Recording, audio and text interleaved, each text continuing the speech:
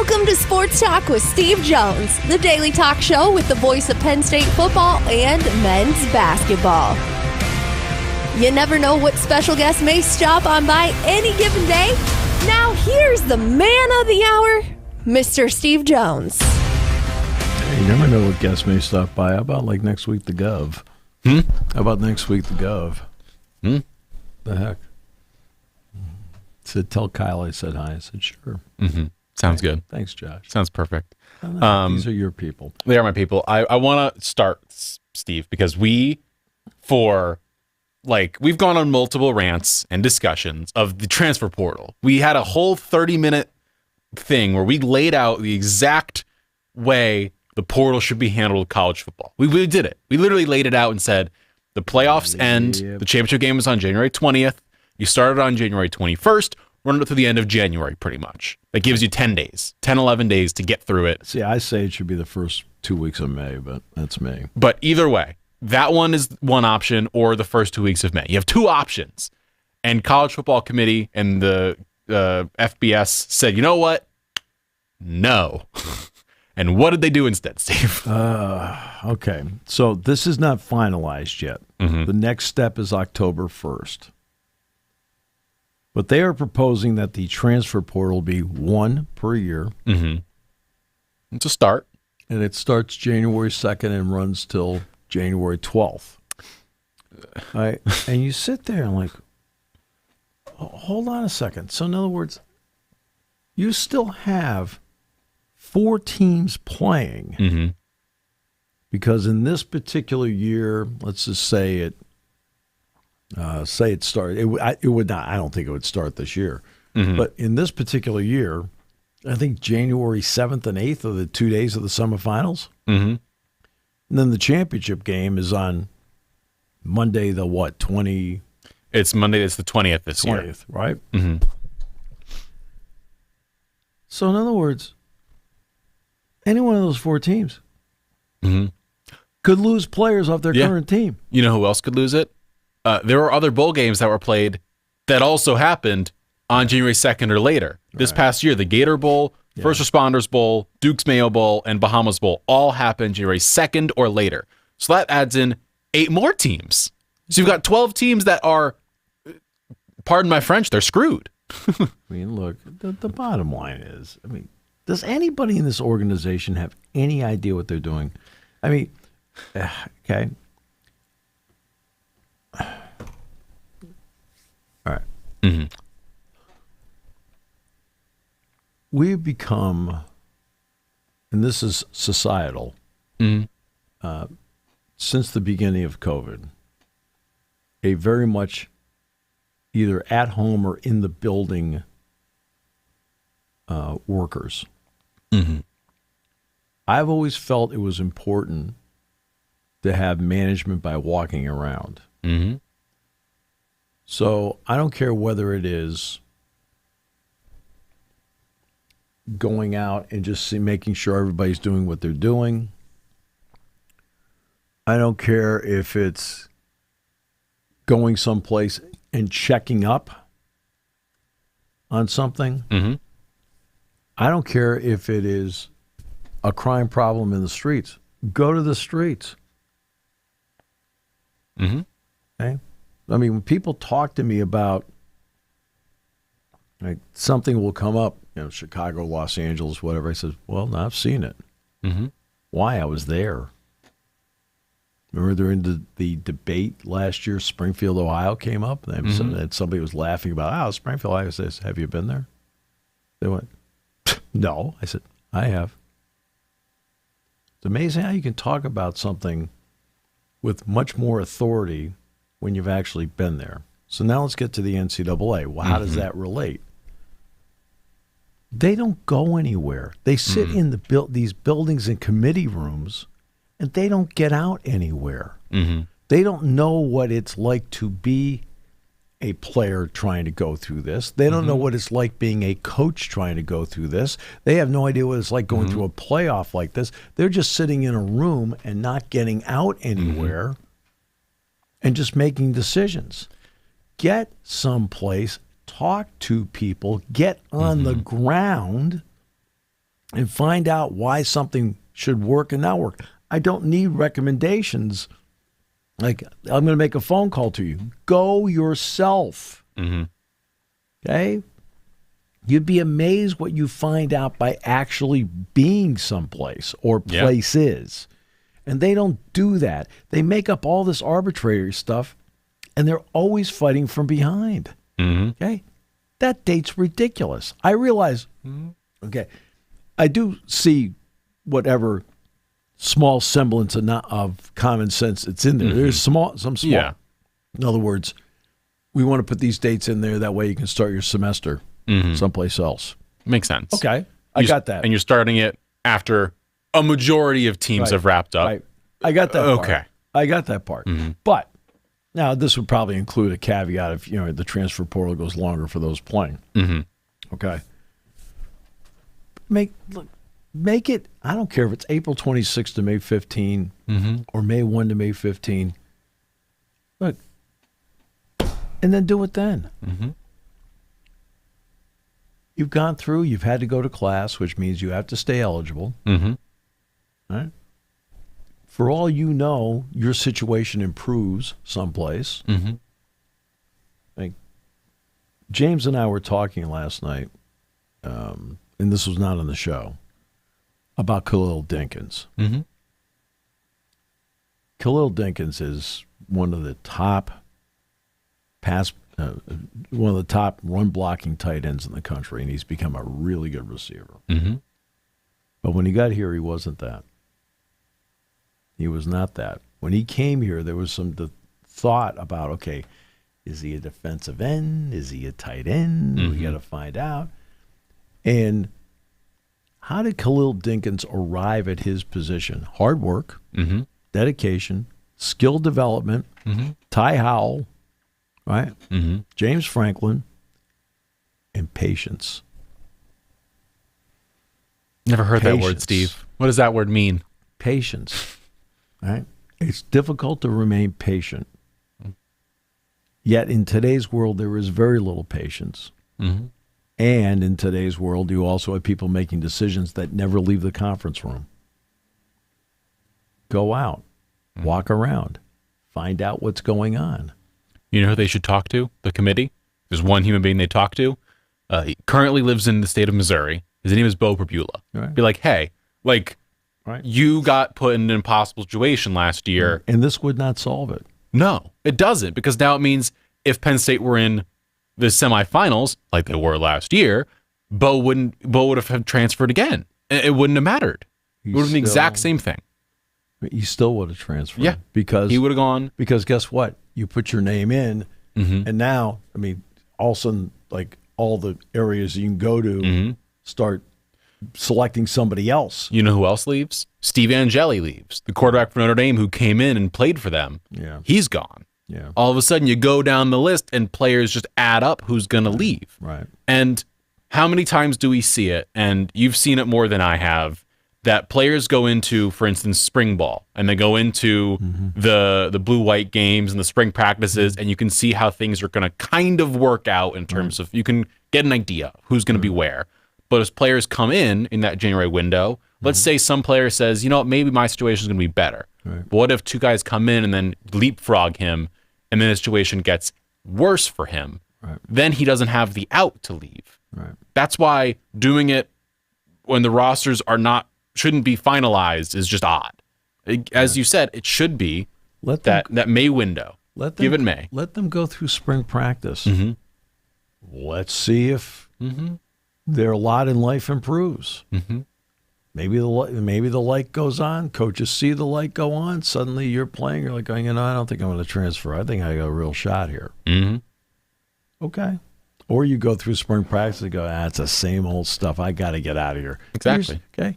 There's no difference between ending up someplace in May as opposed to being in January. Well, no, you got a whole time to learn the system for goodness sakes. You know what? Trevor Pena transferred in here after spring practice. It looks to me like he's picked up the system. It also means as just a human being, Right. you don't have to move in the middle of a semester as a college kid. Right. Moving is difficult as a human being. Imagine being a college student playing football, being told to move in January, find a new apartment, find a new place, do all of this stuff. You got more time in the summer. You have way more time in the summer. You also have just the mental space that is the summer.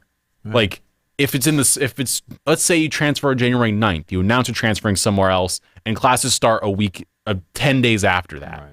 All of a sudden you gotta get to that new place, sign up for classes, and do all of these things. This way you have a fresh, clean slate. You start the full semester, full year in the new location instead of spending 3 months there, 4 months there, and then it is baffling. I've talked about an early signing period in the first August 1 or the first Wednesday in August.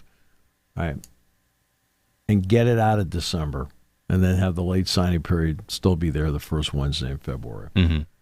I've talked about this transfer portal being one time. Have it be, if you want to say May 1 to May 15, or if you want to say August 26 to May 10th or whatever. Yeah, May 15 to May 30, whatever. Well, I don't want to push it back too late. Yeah. I mean, semesters are over at that point. End of semesters. Right. Yeah, semesters are over. I'm picking those dates because that's right when the semester ends. There's a lot of commencements, things like that that happen. All right. And I'm looking at it that way. And it keeps players academically going. Now, are there still issues out there with schools and taking credits? There are some.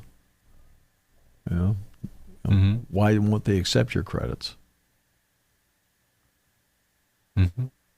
They want you to take more credits, which means more money. Okay. Yeah. I mean, yeah. Okay. No, I know. Didn't just fall off the truck this week. I mean, you know, it's like, oh, that's not true.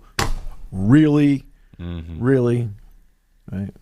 I mean, that math course I took over at the University of Maryland doesn't apply here. Math's math. It is. Why you teach it better?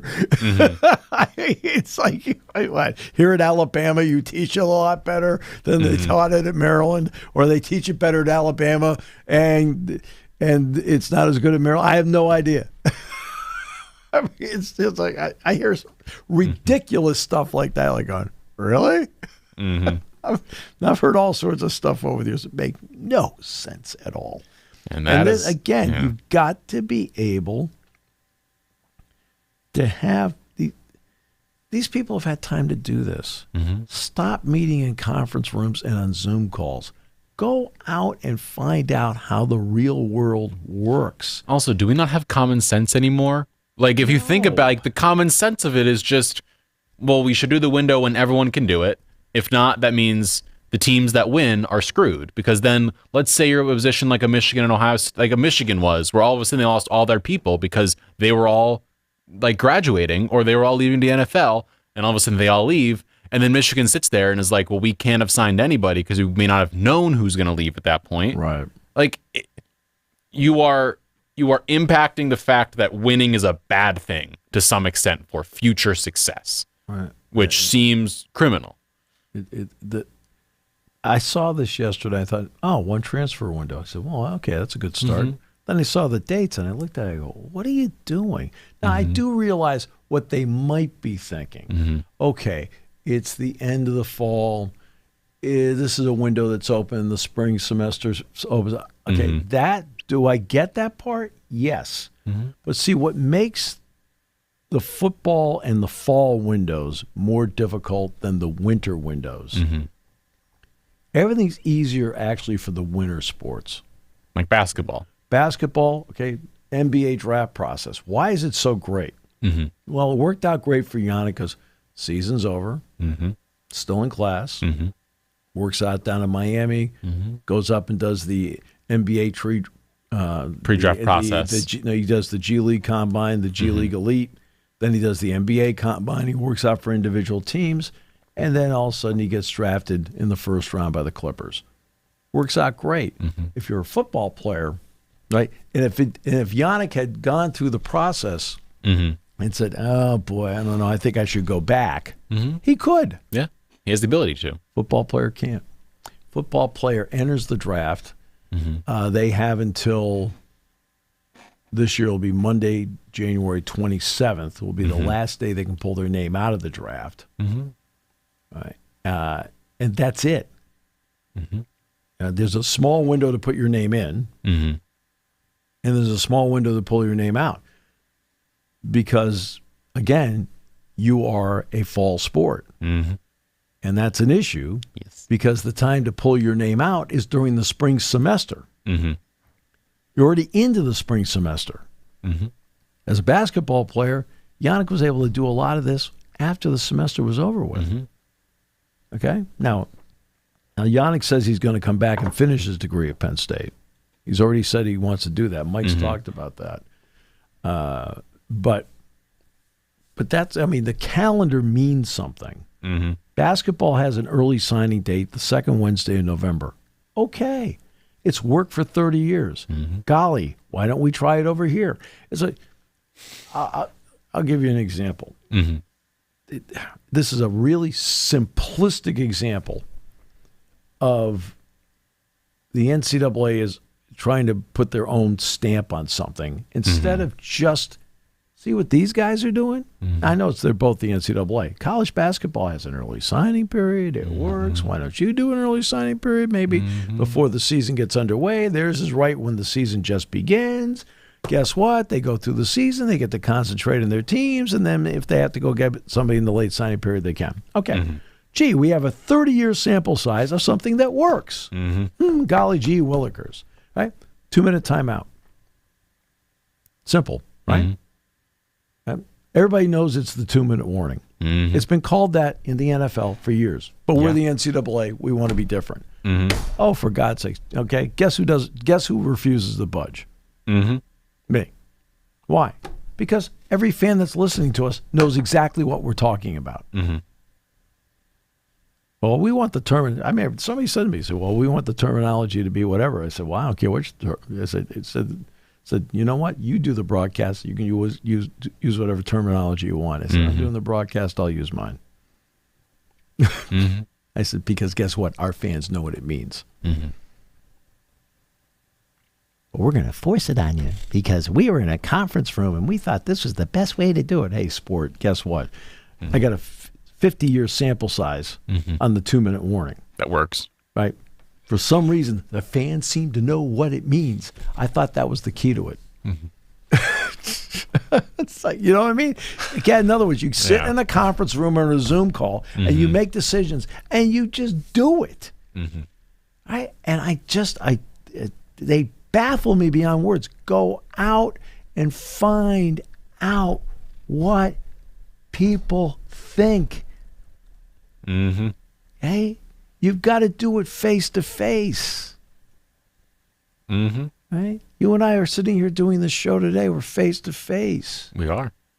Hey, I'll never forget one time. It's a side story, but it's a face to face story.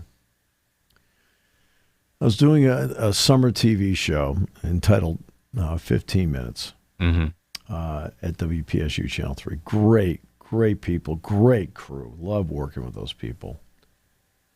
And we had this guest who wrote a book entitled Being Digital. Now, this is when emails started to come in and so forth. Okay.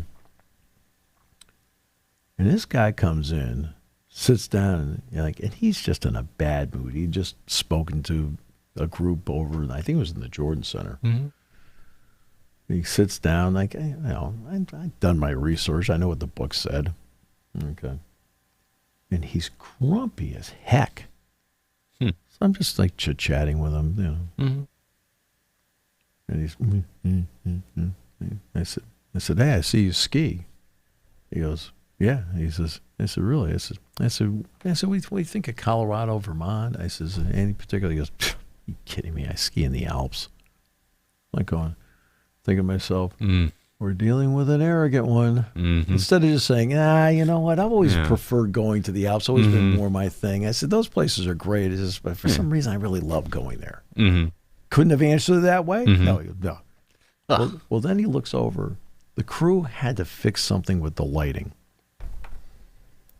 And he finally says, you people better get moving or your guest is going to become a pumpkin. Got it?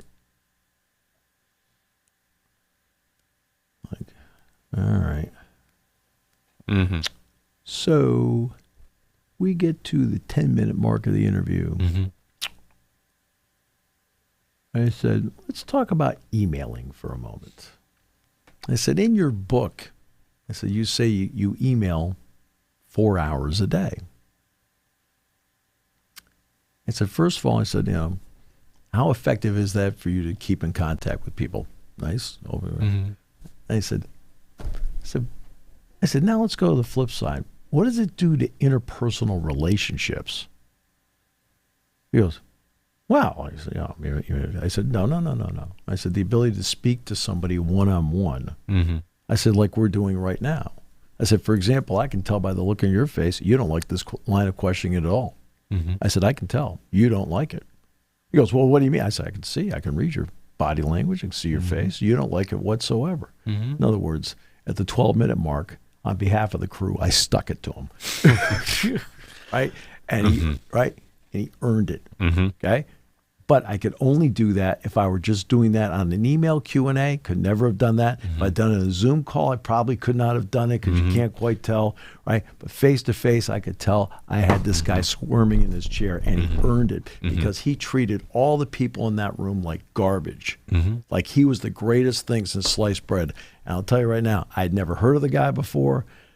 I thought his book was lousy. But he treated everybody there lousy. Well, guess what? At the 12-minute mark, right? Hammer, meet, nail. It's the only time I ever did that on the show. The only time, because he treated everybody in the room like they were the lowest people on the face of the earth, and he was way better than them. I thought, you piece of, right? But I used the body language part. Yes. You were face to face with him. I was face to face with him. I could see him, and he was getting mad. He was seething, and I was asking a legitimate question. It was not like I asked a bad question. I said, "What about interpersonal relationships? What does it do to that when you're just typing to somebody and not interacting with them?" Oh, I'm interacting with you. I said, not really. And then I, right. But that's why you need to get out of the office. That's why you need to go around and talk to coaches. Hey, is it possible for me to go to a practice? Is it possible for me to talk to your kids? Is it possible for me to talk to your academic advisors? Is it possible, whatever it may be, to just kind of get a feel. And then after you do this, you got an entire fall. Once you do this at maybe 7 or 8 campuses, especially at prominent schools, you can probably sit back and go, you say, hey, this is what I found out. This is what I found out. Yeah. This is what we need to talk about based on the conversations I had. Right? You also have an entire off season to do this. Yep. And if they keep coming up with Band-Aids that are all wrong because they just sit in conference rooms and don't go out and figure out what works for the student athlete, what works for the coaches, what works for the administration, what's the thought process of the fans to all of this. You mentioned face-to-face conversations. Yes. Most of them are pretty... I thought Jalen Carter and Dak Prescott had an interesting one. I was going to say, they had an interesting... what are your thoughts on spitting, Steve? Is that a normal thing to do to somebody? And before we get to the Jalen Carter of it, the interaction, as we got to see, Dak did admit as well that he generally spits a lot in general, and he spit, and then Jalen Carter took offense to it and was like, why are you spitting on me? And then Jalen spit back at him, which then caused Jalen Carter to get ejected before the first play of the game. Let's start with this. Why is Jalen Carter over there? Okay. The ball's over here. You're supposed to be on your side of the ball. He's not on his side of the ball. He's on Dallas's side of the ball, and not by a yard. He's 2 or 3 yards. Am I correct about this? About 2 or 3 yards on the Dallas side of the ball.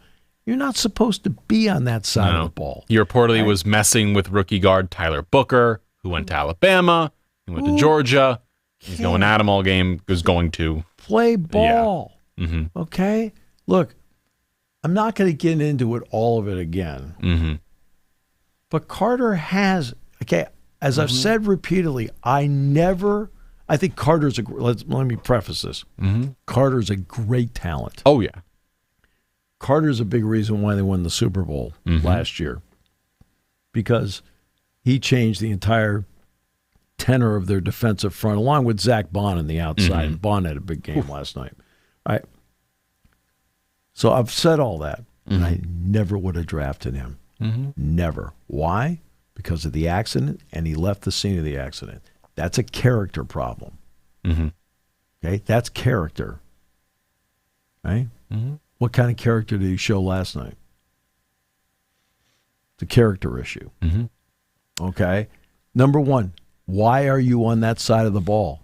Stop being a jerk. Get back to your side of the ball, line up, and play ball. You want to make Booker look bad? Beat him repeatedly all night long. You don't have to talk to him. You don't have to taunt him. You don't have to be on his side of the ball. Okay? You'd be amazed at your ability to take that guy apart with your own natural talent. Right? Give it a shot. Yeah. Right? If he's going to win some too. He's going to win some. Of course all he right. is. Yeah. But guess what? You don't do that. Right? You know, and it's like, what? I mean, I was sent a text about it last night. I was like, okay, did you see the first play? And I was doing baseball, so I didn't see the first play. And when I saw it, I thought, oh, for God's sakes, this guy again. Right? He's a great talent. But why do you think he fell to 9? Everybody thought he'd be the first overall pick in the draft. He fell to 9 because of what happened. He was trying to protect his draft stock. What kind of character are you showing there? Well, then last night this comes up, right?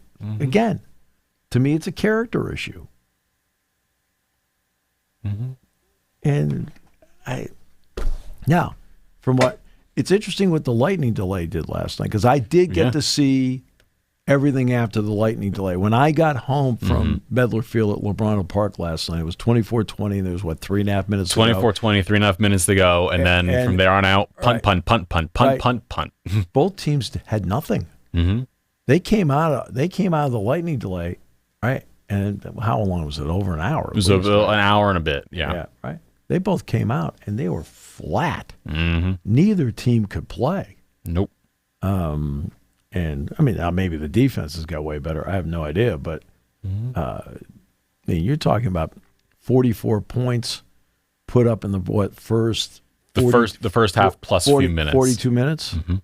Yep. First 42 minutes, 44 points. No points in the last 18 minutes. All right? This is after the lightning delay. And that's the only part I watched, because it was still in they were in a delay for another half hour. Before they were, so I'm watching this, and NBC's just doing whatever they can. Look, I give them credit. Yeah. They're juggling balls. They're trying to make it work. Right, and I give them a lot of credit because they did the best they could with it. That's hard.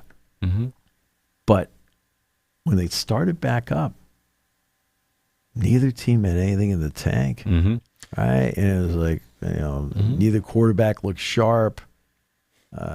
They did get a couple of first downs on the push. I'll be honest with you. I thought Dallas defended the push pretty well in those two plays I watched. The first one, I don't think he made it. I was really surprised that they gave it to him right away, because I'm watching live and I'm thinking, I don't think he got there. Then I watched the overview. I don't think he got there. Right? And I was really surprised that they were so quick to give him a first down on the play. The other one, he did get the first down, but he was initially stopped. And, and Jalen's is a powerful. He's a powerful man. Yeah. His lower body strength is incredible. And, and they were able to get that one they got, but on first blush, he got stopped and then was able to push it. First one, I don't think he got there. And I was surprised they didn't at least use the chip or whatever to figure out where the ball was. Get into the Penn Staters of the game. On the Dallas side first, Miles Sanders, 4 carries, 53 yards, had a 49-yarder. But he fumbled right before the lightning delay, correct? Yeah. And then you head on over to the Philly side. Saquon, 18 carries, 60 yards, 1 touchdown run, a 16-yarder for his long. You also had Jahan Dotson, who had a 51-yard catch, 59 yards for him on the day, 3 receptions. Yeah. he had a much better game comparatively than CeeDee Lamb, who had 4 drops, I believe. Well, including, I thought it was not the best ball that was thrown by Dak Prescott at the end, but I thought Lamb should have caught it. He should have had a lot more catches. He had 17 catches, 110 yards on the day. Did Pickens play? Pickens did play. He had 3 catches, 30 yards on the game. Yeah. But CD should have had more catches than he did. Did not do well. But week 1, game number 1, officially in the books for the NFL season. I don't know if you and Jason Lord went through the NFL last night or yesterday during the show. Not really. But I would like to go through a little bit of it. I want your thoughts and feelings on the NFL season. Saints won in 16. Saints are going to win half a game. When it comes to the divisions, we're going to rapid fire go through these guys. Yep. So AFC East, who is going to win the AFC East? Steve Jones. Well, the Jets are out. And Jets are out. You've got the Bills. Fair. So the Bills win the AFC East. The AFC North, who is going to win that one? Ravens. Okay. Ravens win the AFC North. So not the Cleveland Browns is what you're saying. No. You don't think Joe Flacco can do it, Steve Jones? Is that what you're saying out loud? I don't know if he makes it to that. We go down to the South, the AFC South. Houston, Jacksonville, Indy, or Tennessee? Houston. No, I'm going to pick Jacksonville. Oh, okay. Jacksonville gets itself a nod. Liam Cohen, new head coach down there. The AFC West. Let's have some fun. Duval. The AFC West. Denver, Kansas City, Vegas, and LA. Denver wins the AFC West, knocking off the Chiefs. Okay. Yeah. The NFC East, the teams who played yesterday, Philly, New York, Washington, or Dallas. The Eagles win it. The Eagles win it. So no love for the Dallas Cowboys. The NFC North, Chicago, Detroit, Green Bay, Minnesota. Detroit wins it. I like Detroit. The NFC South, it's going to be the Saints with their one game. We move on. Who's gonna win the South? Brutal. If I'm guessing, it's going to be the Bucks. Because Tampa Bay's probably the best team. Yeah, the Falcons are a big question mark. Yeah. The Panthers are a bigger question mark. I have no idea what Michael Penix is going to do. We don't know what Bryce Young is going to do in another year for him fully. And but at least Bryce Young has a resume. Yeah. Michael Penix doesn't have a resume. No. The only certainty in that division is the Saints are not going to be good. And then the NFC West to wrap it on up, Rams, Cardinals, Niners, Seahawks. Believe it or not, I think the Niners may win it. I mean, but that don't tell that to Jason Lord. But again, who's on the injury list again this week? Yeah, Christian McCaffrey. Mm-hmm. And then I want your thoughts, sir. Super Bowl predictions. Who do you think is going to be in this? Give me your 2 teams right now. Who, if you're just going purely on who you think is going to make it, injuries, all of that stuff is a factor we can't even predict. The 2 teams that you think would be in the Super Bowl. You're picking a team from the AFC, a team from the NFC. Detroit and Buffalo. If I were picking, I would go, personally, I'd take Buffalo and I'd take the Commanders. I think I want some fun here. I think the Ravens are a team that's I think is so close. But I'll go Buffalo and I'll go Detroit. Buffalo and Detroit to make it there. Yeah. And then out of the Penn Staters playing this season, who are you most excited to watch in their situation? Saquon Barkley. Well, outside of Saquon. Micah Parsons. In Green Bay. I think they're going to be good. I'm intrigued by the third overall pick, Mr. Abdul Carter. I'm intrigued by what that looks like for him on that defensive front. I think that the Giants, believe it or not, are not a playoff team. They have a good team. But I think they're a lot better than people realize. Well, I'm looking at this defense. You've got, he's technically listed as a second stringer. He's behind Brian Burns. Well, yeah, but Burns is a veteran. Yeah. Thibodeau's a veteran, right? When I was on the Giants podcast, they brought this up because they hadn't drafted him yet. And then after they drafted him, they made some of the same points because I was on that podcast, I think 3 times. And I said, look, the way the NFL is now, you're rotating people in anyway. I said, they might as well. I said, you may be second team, but you're a starter. I said, he's going to be rotating in left and right. And I said, and not only that, because He has the ability to float. Mm-hmm. In other words, like you can put Burns out here, you can put Thibodeau over here, and guess who's roaming here in the middle in the linebacker spot that actually is a rush end is Abdul Carter. And we saw him. He did pretty well last year, especially where he didn't need to rush all the time. He could drop back in coverage and just be there existing. Right. So you have Raheem Nunez-Roches, Dexter Lawrence, Roy Robertson-Harris, Brian Burns, Abdul Carter, Bobby Okereke, Kayvon Thibodeau, Paulson Adebo at corner, Javon Holland, Deontay Banks. Like, that is a really good team. I mean, they've become a better team. They drafted Malik Neighbors. That helps. I think Tracy's not a bad running back. That helps. I think Theo Johnson is now rounding into the tight end the Giants hoped he would be. I think that with Russell Wilson, it buys Dart time. And Jameis. They're two good guys you can pay, but he can this is about sit with Jackson. them and learn. This is not about Jack. Well, my point is more, he's got two good veterans to learn from. Right. This is a big picture issue. I don't think it's any surprise that Aaron Rodgers thrived in the NFL because A, he's incredibly talented, but B, was patient and waited his turn behind Brett Favre. Jordan Love has done pretty well. He's done better than I thought he would do. Same story. Patient, had to wait his turn. Here at Penn State, and this is something I'm going to talk to with James next week about because I was thinking about it a lot. James has never had a freshman quarterback start for him. Right now, he's had guys come in like late in the year and play whatever. But you know, he had Hackenberg in his second year, and then his third year. But then he had Trace McSorley, who was behind Hackenberg. And then he had Sean Clifford, who was behind McSorley. Then he had Drew Aller, who was behind Clifford. Guys waited their turn and learned the ropes and the speed of the game. And then they were ready. In today's NFL, and I completely understand this part, I'm paying you X amount of millions of dollars. I need you to play now. We didn't just draft you to watch. I understand that part. But in the end, is it best for them? Okay? Jared Goff started right away for the Rams. It took him a long time, but now he's become a very good quarterback. Now give Jalen Daniels credit. Jaden Daniels is down with Washington, and he was great right away. Jalen Hurts had to wait a little bit. Go out to Kansas City. Okay. The first season, Mahomes didn't play until the last week of the season. Last week of the season. He was behind Alex Smith. Yep.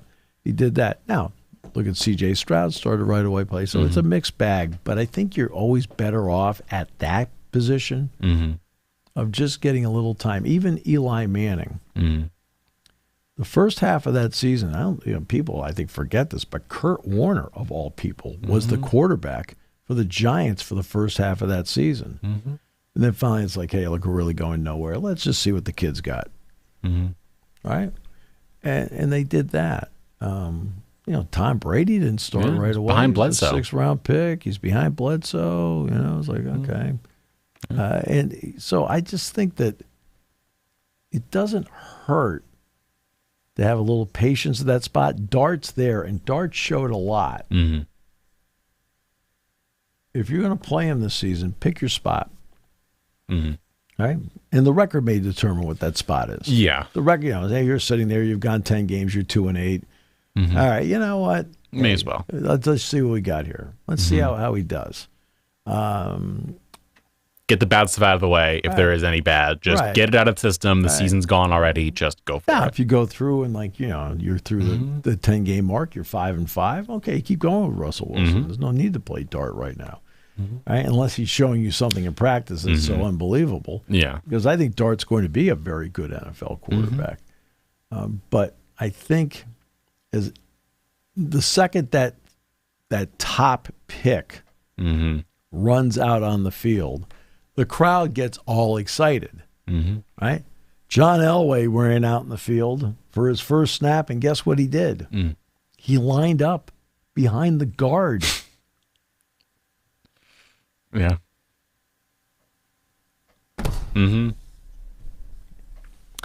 Making our way to Happy Valley. Coming up tomorrow, the noon kickoff on Big Ten Network, and of course on our radio stations. Florida International against Penn State. Before we get into the game itself, the thing we did not see last week was a punt. Penn State didn't punt at all last week.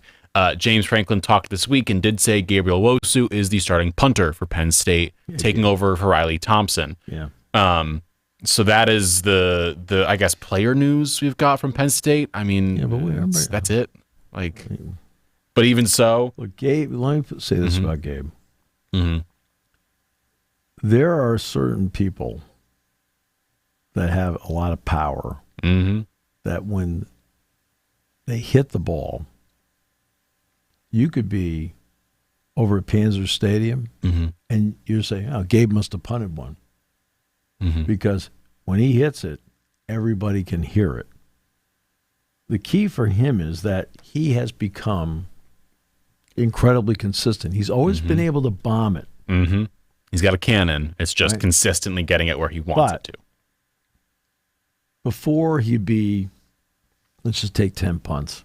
And I'll probably exaggerate a little bit here, but 5 of them would be like, whoa. And, and 5 of them would be like, oh. All right. Okay. And then it improved to 7. Wow. And 3. Whoa. Well, now he's at the point where it's 9.5. Wow. And every once in a while, you're like, oh, okay. Right? I mean, it's just, he's become just, he's always had the powerful leg. But now he's become exponentially more consistent with that powerful leg. And his release to get rid of it's really good. I mean, he's like, it doesn't take him a long time. He makes the catch, right, and belts it out of there. So he already is an excellent kickoff guy. And when my brother came here for a Penn State game in 2023, my brother said, and I quote, "Who is that guy, and why is he so gigantic?" And I looked and I was like, oh yeah, that's Gabe Wosu. He's he was doing kickoffs 2 years ago, and he was like, why is he so gigantic? And I was like, he is. He's 6'6", and he's listed at 297. Yeah. And at some point, and that's a recent weight, by the way. If I can say, I don't want my punters to pull the ball down and run with it, but if I had to have one to run with it, I wouldn't be mad if Gabe Wosu was the one who had to run with the ball. And if like something happens, has to just get out of there and just run. 6'6", 300 pounds.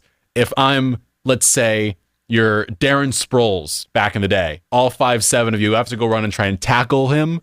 He's got a foot on me and like 100 pounds on me. I'm scared. Let me put it this way. When they ran the fake punt last year, it went to Luke Reynolds. Okay. So, Penn State, Florida International. What are you watching for? I know Kajon Owens, the running back for Florida International. Very good, and Curry's a good running back too. They're an RPO team. And then Keon Jenkins, their quarterback. I believe his nickname is Lights Out. I think is what he's been called. Yeah, they're an RPO team. I mean, they'll bring that challenge of, okay, where's the ball? Make sure it's a run. Make sure it's a pass. So they'll bring that to us. They do that. Willie Simmons is a very good coach. He did a great job at Florida A&M. And last week with Bethune-Cookman, that was his first game at FIU. They have a lot of transfers on the team. I think their defense is okay. I think there are some areas of their defense where they run a little bit better than Nevada does. A little bit better, but they're okay. Offensively, Jenkins is the key to the whole thing. And again, Owens ran the ball well. I think Curry's a good running back. Demps is probably their best wide receiver. He had been a running back, but he's their best wide receiver. He's not bad. I mean, that's what they are. But it's another game that you want to sit there with 5 minutes to go in the first half and feel like you have control of the game. Last week, Penn State got 73 players into the game. And remember, 2 of the 73 players were not Zariah Fisher or Zion Tracy. I was going to say, because those 2 didn't play. So then you include those, you have 75 guys, pretty much. So that was invaluable to get those guys in the game.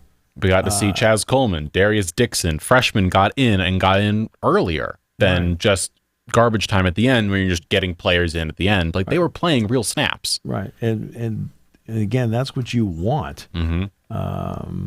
And that was invaluable. Well, can you duplicate that tomorrow? We'll see. But you have to get to the lead to do that. Because last week in an opening game, sometimes you can get a little sloppy, opening games. Well, last week, where was Penn State sloppy? Tackling was good. Right out of the gate, tackling was good. +3 giveaway takeaway. You had no turnovers. You're +3, scored 16 off of that. And you only have 5 penalties in the game, and the last one was total BS. And only, as we said earlier this week, only one of them was a real penalty. Right. That was it. In real time, it was a clean game. In real time, things get called. Yeah. I mean, I understand that completely. But when I was talking about there was only one real penalty in the game, it's because I'm just explaining, hey, look, they actually played, even in that regard, cleaner than people think. So they played a clean opening game.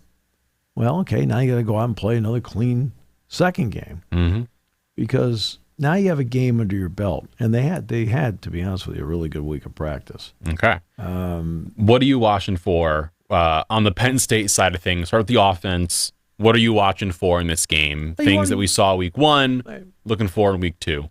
You want to see the run game get going. Now, I always find it interesting. Talking about, this guy didn't get a lot of touches. That guy didn't get a lot of touches. I'm sitting there like going, okay, let's do a quiz. How many footballs are there? Just one. Okay, well. Yeah. Okay. You don't go into the game going, well, I'm going to give Singleton 12 carries. I'm going to give Allen 14, and we're going to throw 8 times to Pena. No, it doesn't work out that way. No. You just go after them, and whatever they're giving you, you take. And now, do I want to see the running game get going the way we know it's capable of being outstanding? Absolutely. That'd be the thing I would look at along the way, because I think a lot of other parts fell into place nicely for them last week. Yeah. I'm looking at a little more. I want to see how they utilize Devontae Ross more another week, getting healthy, how he can get integrated more into the offense, because I think we saw a lot of it with Pena and Hudson last week, how Pena, he was put all over the field, and he was used in different ways. He had an end around at some point. They used him in different ways. Kotelnicki put them to work. Well, and now I'm like, okay, and you've gotten Ross one more week. How can he get integrated along with these guys? But this is what I like about what they did in the transfer portal, is they didn't bring in 3 of the same guy. They're all 3 different builds, 3 different skill sets. Yeah, 3 different sets of 3 different skill sets there. The only commonality is they're all high-level players. It's the only commonality between the 3. You need a tough catch, Hudson. Right?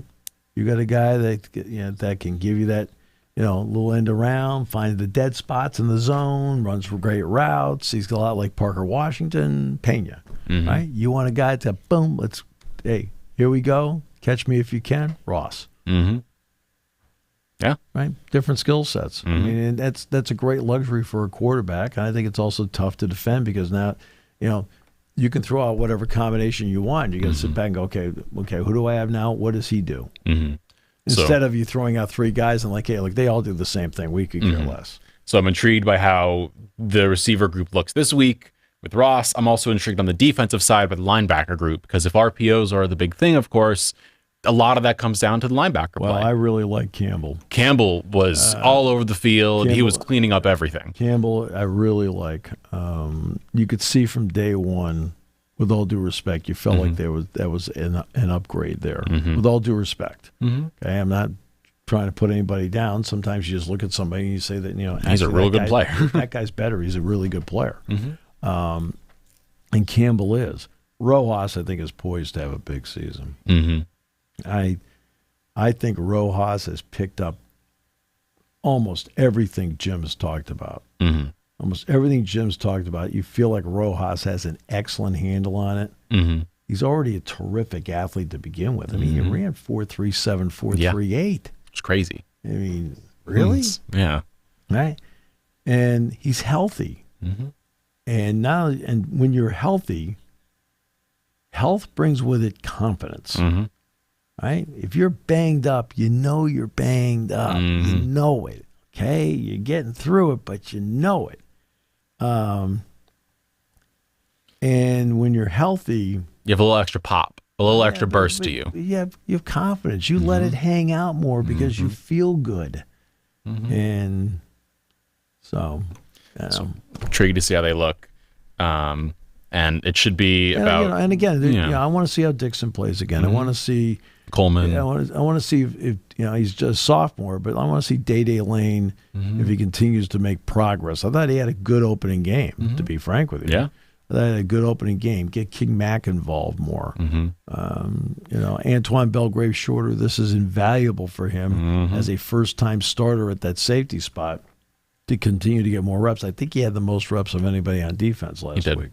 I'm also intrigued by the defensive front. Of course, if Zariah Fisher's healthy, he'll probably play a little bit, but he's not going to play every snap. He's going to rotate. And I'm intrigued to see the guys who, again, still rotate in, who we got to see last week, the Chaz Colemans, Ivan Camajos of the world. I'm really intrigued to see how they look. Jalen Harvey. And Malachi Williams. Malachi Williams. I'm really intrigued to see how they look because, as you said, like the NFL, they're rotating. And in college, they're rotating. Right. And the best teams can rotate talent. And there's only one way to get better, which is to play. So I want to see how these guys look as we go through the season. And these first 3 games especially have a lot of wiggle room to learn, to grow, to get better. And they're sitting here. And, I mean, Dennis Sutton has a heck of a game. And then what can we see going forward from everyone else now? Like, what can they all bring to this table for this team? So, and again, it's one game. One game. And you want to be... you want to be a better football team after game 2 than game 1. It's not automatic. The really good teams are the ones that make the most improvement between game 1 and game 2. In other words, we've taken to heart in practical application what we did in game 1. And now this is where we need to improve, and they do it. It's not an automatic thing that happens. But it's it not can. Automatic. But the really good teams do improve from game 1 to game 2 because they're dedicated to improving. So we'll see how they can improve coming into this week.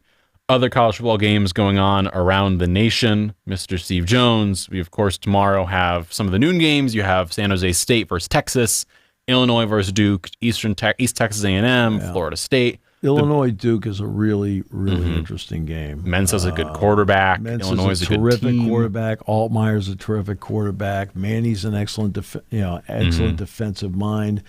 Bielema wants to take the ball if he can get to the lead, use his running game and his power up front. I think Illinois has become aggressive defensively, which really helps. But the game I believe is in Durham. It is in Durham, and I think it's only a 2.5 point.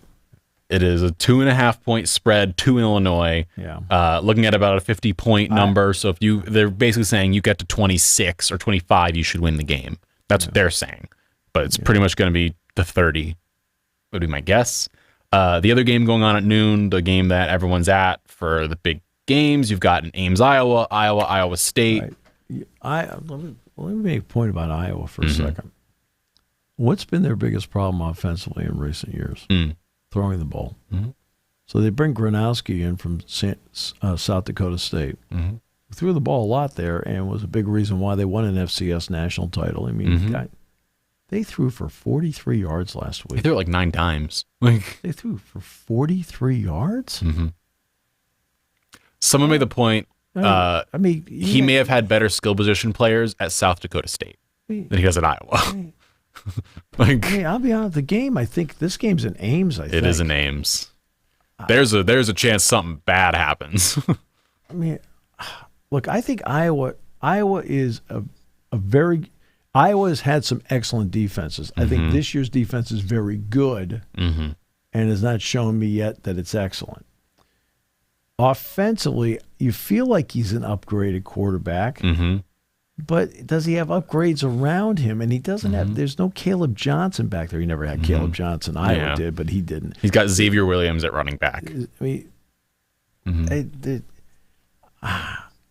if I'm Gary Dolphin, my good friend, great friend, I'm uneasy about tomorrow. I'm uneasy about it because I'm not sure I feel like Rocco Becht has played well in the first two games. I think that Iowa State, they got better in game two. They won. Okay, game one, they won, but the game was sloppy. Yeah, it was not well coached. You're watching like one baffling decision after another on both sides. I'm saying, what are we doing here, right? And then I thought Becht, until the end, really didn't have a great game, and I didn't feel like Iowa State had a great game and got away with it and won. Then last week they played, you could tell, like, okay. They improved. Now we head down to Norman, to Oklahoma. Michigan, Oklahoma, the big matchup this week, 15 versus 18. John Mateer, Bryce Underwood. I just have so many questions about these teams still. I don't know how good either team is, to be honest with you. Remember, Oklahoma last year, in a 16-team SEC, did finish 15. We know last year that Michigan, when it came time to throw the ball, right, everybody in their sideline found religion. Oh, please. Okay. Right. Now you have Underwood. I think the Michigan receivers are no better than okay. I think Morgan's pretty good. But the rest of the guys are like, whatever. Haynes is a good running back. He's good. Not great, but he's good. Mateer is the key to the whole thing for Oklahoma. They got rid of Jackson Arnold. I mean, they essentially showed him the door. They drew lots to see who took him to the airport. And they bring in Mateer. Washington State seems to have produced a few, Cam Ward. And Mateer had a good opening game. And I'm anxious to watch the game to see because Underwood will face more pressure for obvious reasons. I mean, this is not New Mexico. It's Oklahoma. So he'll see more pressure. Okay, let's see how he handles it. He may handle it very well. Mateer is going to go up against a Michigan defense, which is very, very good. Not great. And but it's a good defense. These are two teams, I think, that are good. Neither one is great. But I think it's an intriguing matchup. Just like Oklahoma State playing Oregon is a somewhat intriguing matchup because Oklahoma State is a Power 4 school. Gundy is a good coach. And for Oregon, I think the game is in Eugene. Oregon is playing their game this week against Oklahoma State in Eugene. Yes. Right. And, Moore last week, I think, threw 3 touchdown passes. 3 touchdowns, 213 yards in the air. Okay. Well, now let's see against this group. How do you do? Yeah. All right. So they'll win the game by at least 2 touchdowns. But I think it'll give you a better read on who Oregon is at this point. It'll give you a better read on Moore now as an Oregon starting quarterback who, to his credit, after transferring from UCLA, he sat back and backed up last year, and he stayed. He did. He stayed. The over/under, you've got Oklahoma favored by 5.5 points against Michigan. It's the race to 24 is the number there. Yeah. Then for Oregon, they're favored by 27.5 points. It's 55.5 point lines. So you're looking at pretty much the first one to 30. Right. Kind of what they're looking for there, but Oregon's favored by almost 30 points. For Penn State, they are favored by 42.5 points. 53.5 is the spread here in Happy Valley. So we'll see what tomorrow's got. And I say this with all due respect. I'm glad Kyle does that stuff. I just go through and list it. Right, only because I know a lot of you are into that. I don't care. But I also do understand that you care. I do understand that. I don't mean you. I mean the audience. The audience. Right. I understand you care. There's certain segments out there you do care. All I care about is winning the damn thing. And we will be able to hear tomorrow. Our pregame show starts at 9 a.m. Myself, Thomas Frank Carr, on the bus and on Bigfoot Country Legends. You come on the air at 10:30 a.m., a more reasonable hour. You, Jack Ham, Roger Corey, Brian Tripp, and the crew. You guys hop on the air. Pat Kraft and I were talking on Wednesday, and he goes, Steve, I'm so glad the game is at noon. I said, so am I. Last week I was like, waiting around. Right? And By the way, Arch Manning will probably have a good game tomorrow, but it's San Jose State, and it's still not going to tell you much of anything. Nope. Thank you for listening to Sports Talk with Steve Jones, a 7 Mountain Media production. Come back at 11 every weekday for analysis of the latest happening in the sports landscape. From college football to European soccer, Steve and Kyle cover